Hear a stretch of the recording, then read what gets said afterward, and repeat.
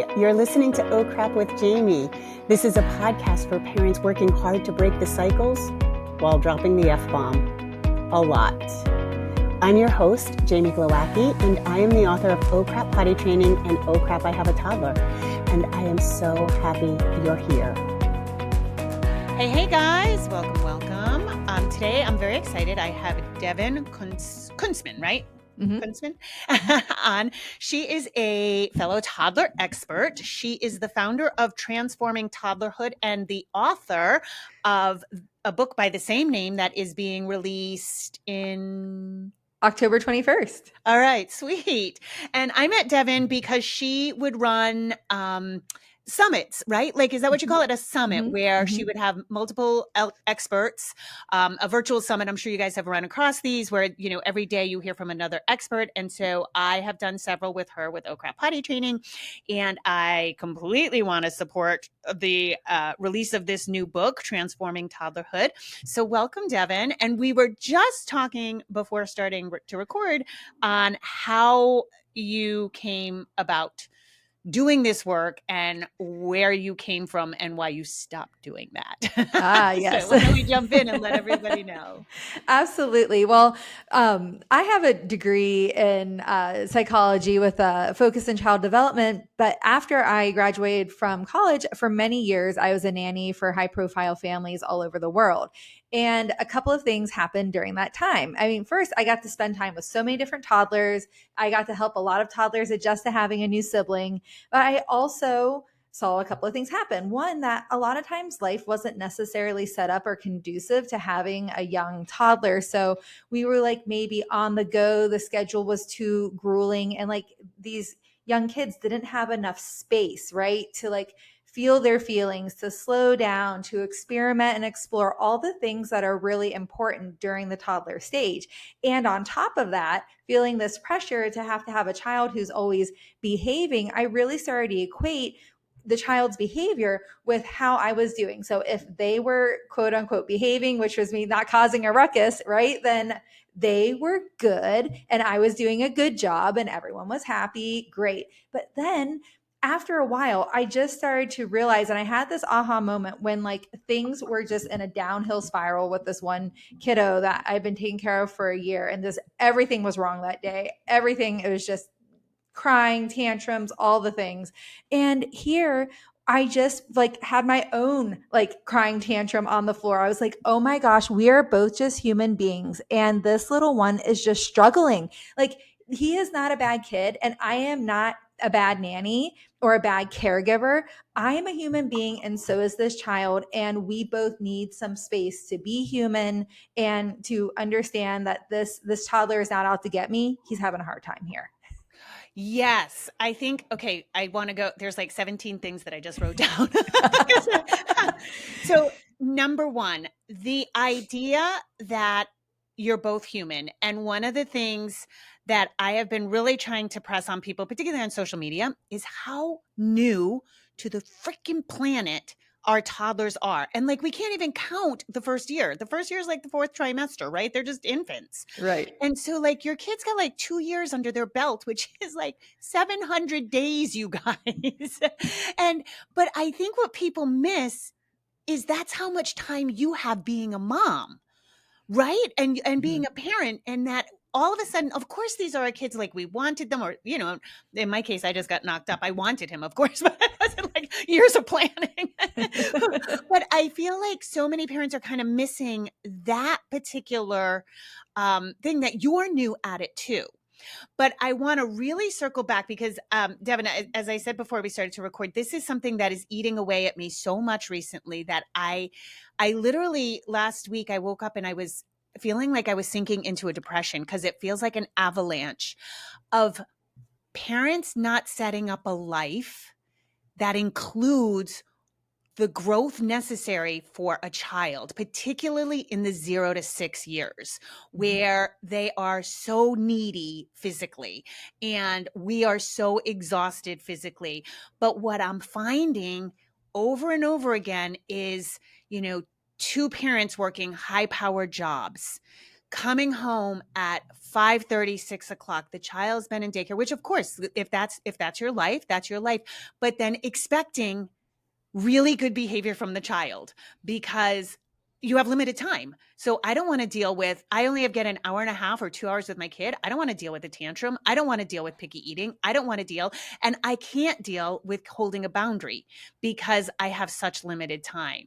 So how societally, or I don't know, I just wanted to state that and see if you have thoughts or ideas. Yeah, Like well, you had said that about being a nanny too. yes. Well, absolutely. And it's honestly one of the main reasons I started Transforming Toddlerhood, because what I was noticing, because I was with this child all day, their parent would come home around like 6 p.m. or so and had, been gone all day. And this child was just falling to pieces during bath time or during dinner. And, these parents were like, tired as well and just wanted to have these beautiful moments with their child, but at the same time their child was just saving up all of the feelings of the whole day and just wanting to reunite. And I just saw this like miscommunication happening between the parent and the child like this. And that's when I was like, oh my gosh, we are completely misunderstanding what toddlers are trying to communicate with their behavior. This is not a sign that you should go back to work, that your child's bad, that you shouldn't have come home.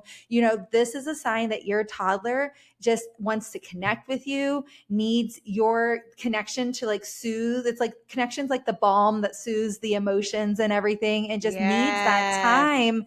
And that is like, was one of my bigger aha moments. I was like, that's why we have to start transforming toddlerhood. We have to dispel the myth that toddlerhood is terrible and really understand how to decode what behavior is trying to tell us and use parenting practices that work with that development, not against it. Yeah, I like the word decode because I always say translate, right? Like we have to translate. All behavior is communication. I'm really high on Dr. John Deloney right now, and he always says, behavior is a language. And I like that. And so, before we dive even a little further into this, because I'd love to hear what, I give a lot of practical tips, but I'd love to hear yours as well, you said something else in the beginning that I thought was so important, that even you as a nanny, of course, your job is tied to their behavior, right? And I feel like that's such a common trap for parents, that their kids' behavior is tied to their worth as a parent, which then in turn makes us skew boundaries, right? Because when somebody's observing our parenting, or when we're parenting in an embarrassing moment, right? What do? We just want the child to be quiet so that it's reflected good on us. Because if our kid is having a tantrum, well, you must be awful. And of course, the world is so fucking judgy for moms, and they're, and everybody's got a phone in their hand ready to document and make you go viral for being terrible, right? So, I mean, that's a real threat. Yeah, we're like under a microscope, it's so challenging. So it's either like you want your child to just like be quiet, or you feel like you need to teach them a lesson. And honestly, it really resonated with me when you said that you've been feeling like really heavy and kind of sad about this, because I actually had this conversation with my husband last night, because he took our 3-year-old son out of the bathtub and he was really tired, didn't nap, and then like looked like he was going to give my husband a kiss and then spit in his face. And this is a moment where my husband could have reacted the way that his parents had reacted to him as a child. He grew up in France. He was spanked as a kid. He was yelled at a lot of threatenings of like being hit with a belt, things like this. Yep. And he could have done those things. My son, like he ran off to like his little play couch area. And I looked at my husband. He looked back at me. He walked over calmly to him, sat down and said, "Hey," and then started talking to him about it and said, "It's not okay to spit at Papa. I don't like that." And then my son was saying, I'm sleeping, I'm resting. Because you could tell he felt embarrassed, right? And he didn't want to talk about it. But my husband just kept calm and talking to him about it a little bit. And then he said, "I won't do it again, Papa." And my husband looked at me and he's like, oh my gosh. He's like, this child felt like sad and embarrassed and remorseful for spitting in my face. And I just went over and approached him in a very calm way to chat about it and set a limit. And I said, think about all the kids that are spanked or put in timeout or something for that same exact behavior, like how they must feel on the inside whenever this happens. And if you're doing this as a parent, you're not a bad parent. But what I'm saying is that our children are just at this age have so little life experience, so little impulse control and brain maturation. They don't need us to yell at them to teach them a lesson or get the point across. Yeah. And I feel like I want to dissect this particular thing with your husband, because I feel like in this one example, there's a really good opportunity here to address a few things. Because what I find is with too many people they're not processing, they're pureeing. But your average 2 or 3-year-old doesn't even need processing. They need that the feeling to be identified for them. And I also, what I'm running into right now is the same thing, like on my client load and people on Instagram, they've fallen into this, like with limited time with their child, I've got to like they know that permissive parenting's not working. Then they're not going to spanking. They're not going to corporal punishment, but they're definitely going to they're losing the connection in I've got to be a parent now. So that was wrong. I need a logical consequence. There is no logical consequence because the kid just spit in my face. What am I going to do? Spit in their face? You know what I mean? Like there's nothing really to do. So they're getting stymied. And in that process, they're losing the connection. And so we know, I mean, we should know, everybody listening to this podcast knows connection before correction. But maybe we can dive into that a little bit, that what you feel too about connection, because how you said it's a balm for the soul, literally it made my heart warm when you said that. And I'm having a hard time myself articulating, because a lot of my clients that I'm working with are like, but I did connect with him. I spent 10 minutes with him. A big complaint is I'm doing exactly what they want to do. I'm spending the time with them. And I'm like, yeah, but like if you're doing it like that, like as a checklist, it's not actual connection. Like connection should feel good to both of you, not like you're there just pouring into your child's empty cup, but that your empty cup from a day of corporate bullshit, now you're here with your heart that's walking outside your body, like that, it should feel good to you too, right? Yeah. Like what I hear you saying is that connection is not really an action, that it's a feeling. And, I have had so many clients that are just shocked at the power of connection. And I'm not saying that connection will always, quote unquote, fix everything or, have the situation always go differently. Right. But connection can make a huge difference. But one mistake I see us making with connection time and time again, besides treating it like a checklist, but it's kind of part of this, is like, you did the connection, then you move on too fast, because connection is a feeling. So we have to allow our child to get connected to us. And it might take more than 1 minute to do that. Right. And I love this example from one of my clients who they were turning off a screen time with their child, and their child got really upset. And they said, it's time to turn off Bluey. And their child's super upset. And they just said, I know you really love Bluey and you don't want to turn it off. And then they did nothing. They just stayed there for what felt like a long time, but it was about 2 minutes or so. Right. And their little one said, yeah. And then so they went, I know you really just don't like turning it off. You want to watch it all day. And he's like, yeah, I do. And then he just like sat there for another second and then like handed over the tablet and it was over. That's what it looks like to connect. You have to actually give space for the connection to take place. And I think a lot of times we're just rushing through it. But I love that example because this client didn't have to go do anything else, right? They didn't have to set limits, teach skills. What connection was enough, but you got to give space for the connection to happen. Right. And that, like, it's so true. Like it feels like forever. And but it was 2 minutes, right? And that space. Right. And so then it becomes about, like, I'm a huge reverse engineer. My brain works really fast. So I'm like, okay, if you don't have the time or the patience, what's that? So like I've been working with parents on overwhelm and burnout because I'm like, oh, you're fucking tapped out. So this is why now you don't have the time or the space to hold 2 minutes for your child, because toddlers are never right now, except for when it's about them. You need to perform for them right now, but they're not going to do anything you ask right now, Right. And so only their agendas right now, not our agenda. Yeah. So let's go back to the example with your husband and your son, because I feel like what most people are missing is they're rushing in to do the quote unquote gentle parenting that's being misconstrued as permissive parenting. They're over talking, they're over processing without decoding behavior and without actually setting a limit. And so, like, as you were describing the story with your husband and your son, and he spit in the face, and your husband counteracted his childhood, was like, I'm going to be calm, I'm going to walk over. I can see, as you were talking, I was like, we're edging into the gentle parenting, permissive parenting thing that parents would misconstrue it as that, right? So now I'm going to sit down. I'm going to talk about my son's feelings. But what I think is happening with a lot of people is that's the cliff they fall off of. They start talking about the feelings, and then all of a sudden there's no limit setting, there's no boundary setting, there's no teaching, but there's also no decoding. Why did your little one spit in dad's face when it looked like it was going to be a loving transaction?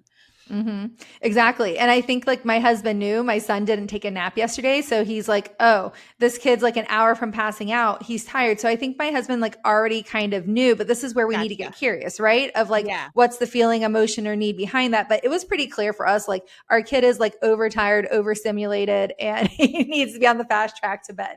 Right. And so when he ran over there, I always say you never want to like run after your toddler, because like, you know how like if you have a cat and they run off and you try to chase it, they're just going to keep running. But you want to just let your toddler, as long as they're in a safe place, if run I to wherever they're going. I'm going to run more.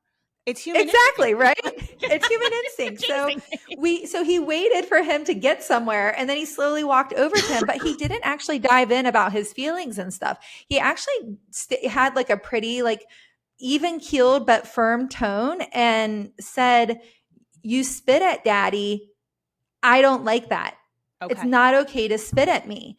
And then my son was trying to go, I'm sleeping, I'm resting. And then my husband went, because, he was embarrassed. He didn't want to talk about it. And my husband went, it's okay. You can rest. You can rest, honey. So that's where I think he tried like that. So first of all, he did the physical connection at first because he sat down with him on the couch. Connection isn't always like verbal. It's like physical, right? He sat down beside him. He wasn't threatening. He was on his level. Then when my son was like trying to avoid talking about it, he validated him. He said, you can rest. It's okay to rest. And we're not going to spit at daddy. It's not okay. I don't like it. It's not something that it's okay to do. And he said, and then my son just kind of like was rolling around and he said, I won't do it next time, Papa.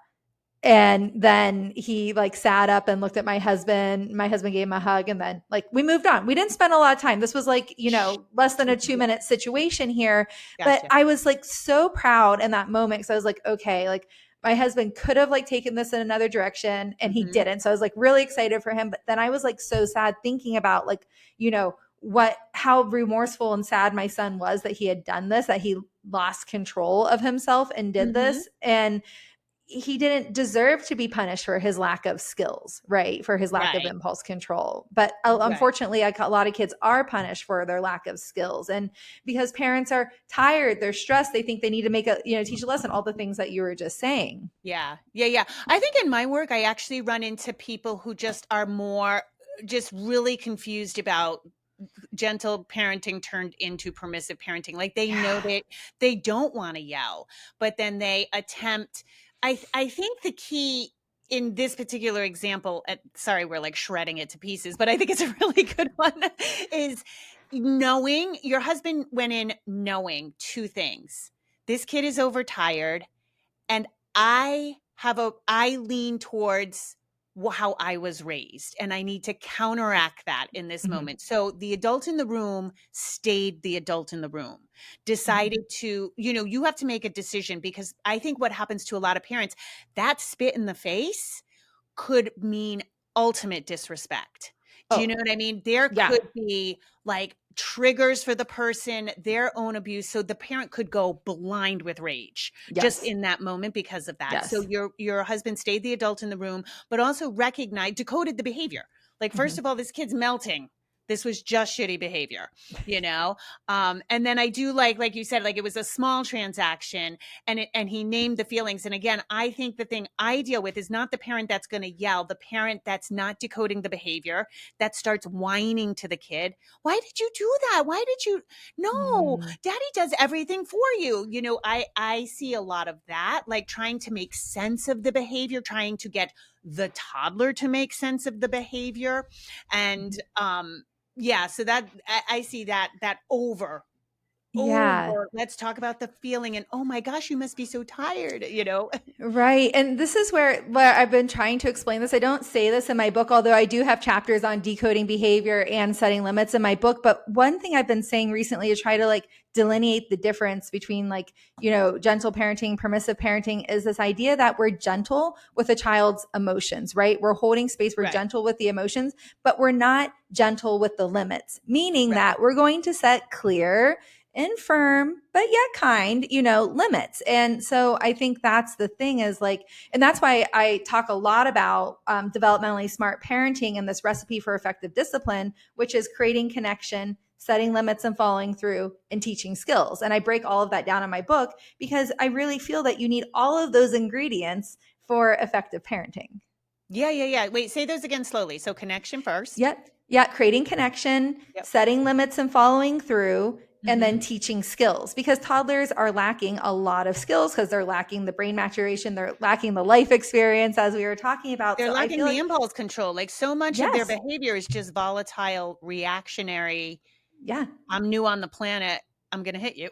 Like, exactly. And it's the best way they know how to communicate to get their needs and desires met in the moment. And so I just feel that when you have all three elements of that recipe, it's like when you bake a cake, right? You can't Yeah. just leave out the eggs, or you have to put an egg replacer in, right? Or you can't just leave out the flour. You got to have all the ingredients of the recipe to make the cupcake. And so I just really feel strongly that you need all three of those elements. And that's often what's missing when we try to overcorrect, going from like the controlling commander. We try to overcorrect and then we end up at the other end of the spectrum to the permissive pushover. Yeah. So what would you have done? Like, let's say the next night your child wasn't overtired, all stars aligned, nap happened, all the good things, ate dinner, right? And spit in your husband's face again. How how could your husband have handled that? Like what would have now been the limit setting? Yeah. Well, I think that here, I wouldn't be surprised if this happened again, depending on your child, because a lot of it has to do with personality as well. Like I have a feeling my kid, he's like, doesn't want to like talk about these things again. So he's probably going to avoid doing it if he can muster up the impulse control. But some kids like will test limits more so. And so in this situation, I think this is where, you know, we want to follow up on, of course, the connection piece, setting the limits piece again. But when in the calm moments, we want to get more clear about what are we teaching skills wise. So be able to teach a skill, you have to understand, okay, what triggered this? What was it? Was it that you said, no, bath time's over? Was it that you said, you know, no, we're not going on another bike ride right now because even though it's light out, it's 8 p.m., you know, whatever the thing is. And so we have to like understand what was the feeling, emotion, or need beneath the behavior. And if it was like anger or frustration, we want to work on teaching our kids a better way to express themselves. So we want to say something like, when you're upset with Papa, we don't spit. It's not okay to spit. I don't like that. It's not safe. You can say, I'm upset, or I don't like that, or no, Papa.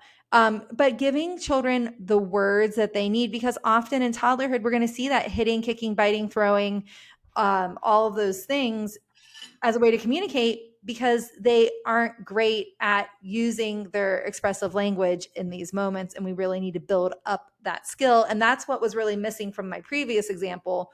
My husband didn't really go there in that moment. Yeah.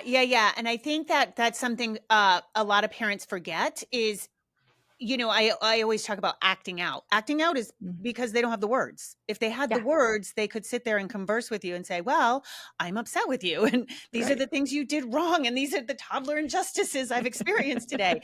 But they don't. So they act out. And I feel like that gets swept under the rug. But sometimes I think we forget that. I think parents are so busy and so wrapped up, and I don't mean this in a selfish way, because obviously we give a lot to our kids, but they're so in their head about their own parenting that they forget to say the obvious thing, like the very obvious.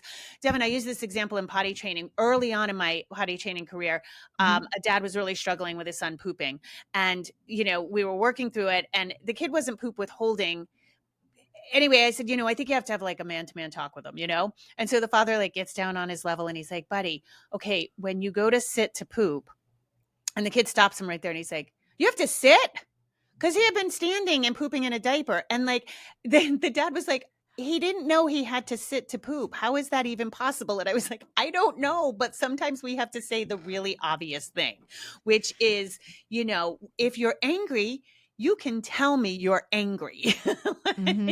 Right? Yes. Yes. Yeah. And sometimes I think there's also this fear of parents have, and that, and I've been there before too, where we think, oh, if we say the thing, like the elephant in the room, if we call out the elephant in the room, then it's going to make it worse. But oftentimes, if we don't call out the thing, like say you have a new baby in the home and you have a toddler, and toddler is maybe being a little bit like rough with the baby and things. First, this could stem from actually not knowing the best way to interact with a baby, because we haven't explicitly said, hi, this is how you interact with a baby. And we just expect toddlers to know. So we got to say the thing. But it also could be because there's feelings of like, am I being replaced? Do I still have the same like level of connection with my parents? All the things. And so sometimes parents are afraid to say, gosh, it's really hard having a new sibling, a new baby at home, isn't it? Because they're thinking, oh, I might be like giving my child like these ideas. But when we get those thoughts and feelings out in the open, now you get to help your child process those versus like letting your child make up their own story about the situation. And so I just think it's always good to like call out the elephant in the room. Like children at this age need us to really be very clear with our expectations or help them understand what's happening in their world. Yeah. And it's really funny because I've never thought of this particular aspect, but like your kid has probably had dolls. Like they don't know the delicacy of a baby. I mean, I know most people say gentle hands or easy, just a baby, but what the hell does that mean? I'm on a tear right now, Devon, of people who are telling 2 and 3-year-olds to be kind. And I'm like, what the hell does be kind mean to a 2 or 3-year-old? Like that is such a meaningless word. Like we have to model, we have to say what the kind thing is. Yeah. Like toddlers need clarity. Yeah. So like if your toddler is like whining or yelling or something like this, I go into this in my book as well, because I have a chapter for like each challenge that you might come across in toddlerhood. And so I do have a chapter on like whining, yelling, demands, all of that. And it's interesting because when we say like, oh, you need to use your big girl voice or your big boy voice, like what does that mean? I don't know. But what I could say is, I need you to ask me in a talking voice like this. Yeah. So now your child knows, oh, mom, dad is modeling the tone of voice that they're expecting, a talking voice like this. And then they're like, oh, okay, this is what we're talking about here, but we just expect them to know what this means, but they honestly don't. And then that fuels the frustration on both sides and that miscommunication that happens. Oh my God. It's so funny you use that example because I was a whiner.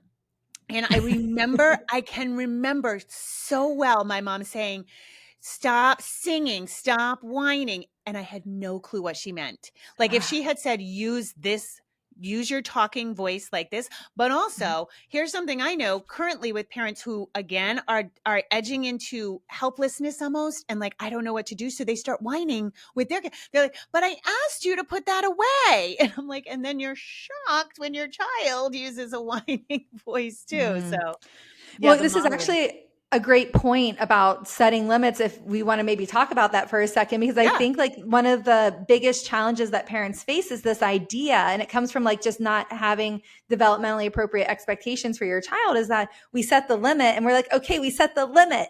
Right. And now the child's supposed to like do the thing we said because we set the limit. Like, I'm good. Thanks, Mom, for setting that limit. I won't do it ever again. But setting the limit is the first step, not the last step. And I think that when we start to understand that, so what I always say is that it's our job to set the limit. It's our child's job to test it. Yes. Okay. Yes. Now we got to come back to our job. So it's our job to follow through on the limit.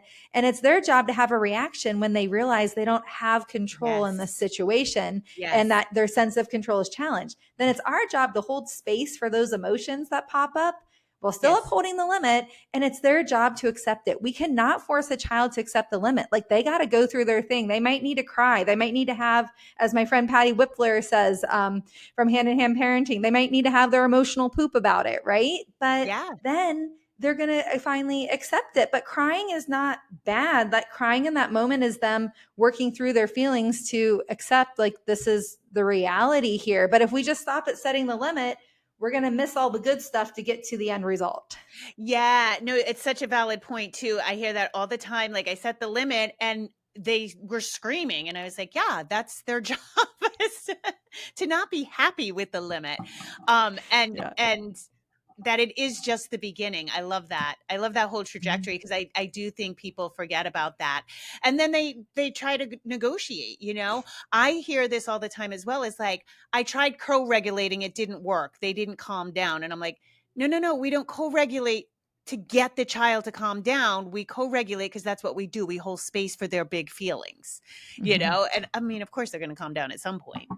I wanted to ask you, Devon, what your book and just your philosophy in general. So I wrote, oh crap, I have a toddler, because in my work, I was seeing, I think, people missing the boat between 2 and 3 on holding those limits, right? On the change that goes through. So like when a child is 2, yes, they're going to be very volatile and explosive, and they will be at 3 as well. But what is cute and sort of manageable at 2, like, no, we don't hit, but there's no consequences, there's no limits, and the child keeps hitting, then we get into 3 and all of a sudden it's not cute anymore. Now your child's getting kicked out of preschool. So I noticed a big gap between 2 and 3, and like that's kind of where you kind of, if the no, we don't do that isn't working, now we need another plan. How do you define toddler, and when should people be expecting, like, for example, tantrums or this volatility? And of course, childhood is growth. These aren't hard and fast limits. It's not, okay, now you're 4, you're out, bye, you aged out a toddler, now you should know everything. But like, how do you define it in your book? I generally start saying under 6, because for me, that crowd, even though 5 and 4 isn't toddler, they're still figuring it out. Yeah, I love that question. And I have to say that my son turned 3 a month ago. And about 2 weeks after his 3rd birthday, I saw that distinct shift between being a 2-year-old to being a 3-year-old. And I'm like, oh, he's 3 now. I can see it, like a really big shift in his behavior. Yes, still volatile and all the things, but like more independence, a little more confident in testing the limit. So it's that shift is very real. So what I like to say is that there's young toddlers. How I define it in my book in the introduction, young toddlers are 1 and 2, and those toddlers are younger. They have a pretty good sense of receptive language. They understand what we're saying, but their expressive language isn't great. So you're going to see a lot more behaviors. You're going to see a lot more of the hitting, kicking, biting, throwing, screaming, all of that stuff. Then I have older toddlers. Those are 3 and 4-year-olds, where they still have the same challenges as younger toddlers, but now they're starting to have better expressive language. So now they might have a little bit less of those like hitting, biting, kicking behaviors. They're still there, but they're also going to add in this layer of saying things like, you're not my friend anymore. I don't like you. You're mean, because now they're trying to express themselves with their words as well. And then I say 5-year-olds are starting to transition out of toddlerhood to the school age years. Yep. Excellent. So how is your book laid out? Like, you know, Oh Crap Potty Training's like laid out with blocks of learning. It sounds like you have, tell me more about the actual book. Yeah, absolutely. So there's 6 parts. The introduction, which helps you understand exactly what toddlerhood is, what defines it, and how do you know you're there. And then part 1 is all about the toddler parent. And I started with the toddler parent because, gosh, it's hard being a parent. So we talk about your role, triggers, how to be a safe parent, what to do when your parenting partner has different idea of parenting than you. So basically we go over all of those challenges that there are for with being a toddler parent, how You to, know that my book stay is calm. divided into parent and kid too. Or Oh probably yes, yeah, that's I feel so, like you have to yeah, address the parent too, because so many yes. parents forget that they're half the equation. Yes. And so I put that at the beginning of the book so everyone can start to understand their role and like get some support in some of the challenges we're facing. Then I have the toddler explained, and that is the part of the book where we talk about brain development, sensory system, decoding behavior, and then developmentally smart discipline, where we look at, okay, how do you align discipline with development? So Yep. we talk about connection, limits, teaching skills, all the things. And then the last 3 sections are the emotional toddler, the social toddler, and the physical toddler. And that's where we address all the different challenges that you might face in toddlerhood with toddler tips, FAQs, scripts, red flags, all the things. And so we talk about, independent play, separation anxiety, sleep, tantrums, whining, screen time, all the different challenges that we might face in toddlerhood. Nice. All right. I'm going to start closing us out, but I want to ask you, a toddler expert, there is a push such that Utah had to make a law about this, and people are actively trying to get potty training so that kindergartners don't have to be potty trained. Those are 5-year-olds, 5 or 6-year-olds. So do you have an opinion on what age range potty training should take place at, or when there becomes a point where it's not developmentally appropriate? Yes. Well, I mean, first of all, I think that every kid develops on their own timeline. And I think like it is challenging when parents feel the pressure of like, oh, to start school at 3 years old, your toddler has to be potty trained. And I think the biggest challenge there is that a lot of parents take that literally like, oh, they can't be having accidents or anything, where it's like, okay, maybe we take that a little bit too literally. And it's like, we just need to get our kid like on their way there in underwear, because I just see a lot of parents like really like potty training goes sideways when they like have to hammer down that pressure because their kids are starting school in 1 month, right? And stuff. But at the same time, I think that if you have a 4 or 5-year-old that isn't potty trained, it's really important to take a look at what's happening here. Is there something developmentally happening? Is this something with how it's being approached? What is happening here? And I think it warrants a lot of curiosity. And so I'm not one for like hard and fast rules. And so I'm more so, let's get curious about this unique child and their needs and what do they need to be successful in this moment. Yeah. So I'm a proponent for 2 to 3 years old. And I think it is funny that it used to be that you had to be 100% wiping your own butt, all the things by 3, and all the kids did it. It was fine. Nobody got damaged. Then it started to get stretched out. And I do think most schools will be patient with a kid who has, is having accidents. Of course, kindergartners are going to have an accident the first day sometimes, but I think I'm finding that parents are just too swept up in the parenting hustle. I mean, I have 3-year-olds in enrichment classes, that aren't being potty trained. Right. I mean, I can even say for myself, it was like, oh my gosh, like when is a good time to do this? Because I feel like our life is just so go, go, go. And I was like, oh, but we have like a road trip coming up in a month. Oh, but we're doing this. And then you finally just have to say, hi, it's time. We're making this leap and I'm going to be there to support my child. Yes, my life will be inconvenienced at times, but that's part of the learning process. And I think it's hard to kind of plan it. This is kind of full circle moment. We were talking about like how the pace of life and how busy everything is.